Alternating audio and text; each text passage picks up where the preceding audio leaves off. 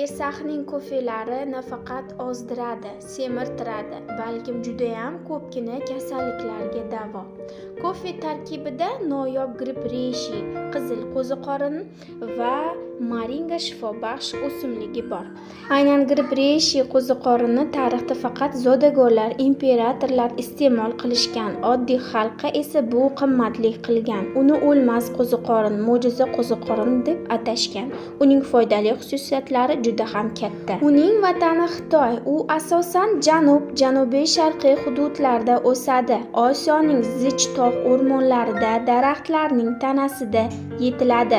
1970-yillari yapon tadqiqotchilari tomonidan uning noyob ekanligi tasdiqlangan va Yaponiyada oddiy xalq ham iste'mol qilishlari mumkin bo'lgan. Gripp reishi kuchli adaptogen bo'lib, inson organizmini mustahkamlaydi.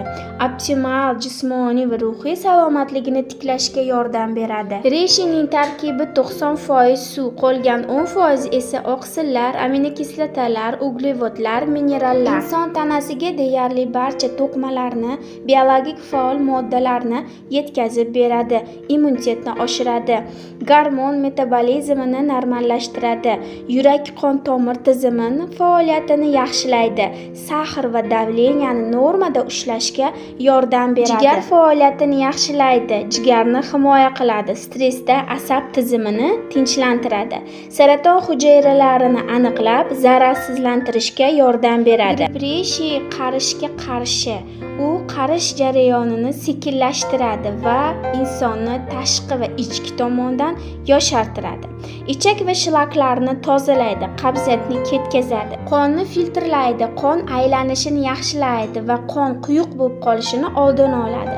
Turli allergiya, teri kasalliklari, psoriaz, ekzemalarni davolaydi. Kofe tarkibida yana bir mo'jizaviy shifobaxsh o'simlik moringa mavjud. Moringa Afrika, Hindiston va Filippin orollarida keng tarqalgan bo'lib, u daraxt bargalari hisoblanadi. Moringa xuddi reishi qo'ziqorini kabi oqqon kasalligini oldini olishga katta yordam beradi. Immunitetni oshirib, turli virus, infeksiyalardan himoya qiladi. Ko'z salomatligida va ko'rish faoliyatini oshirib beradi. Buqoqning turli darajalarida kasallikni yo'q qilishga yordam beradi. Kofening yana bir ajoyib xususiyati, uni shakar qo'shib ichsangiz semirtiradi, shakarsiz ichsangiz ozishga yordam beradi.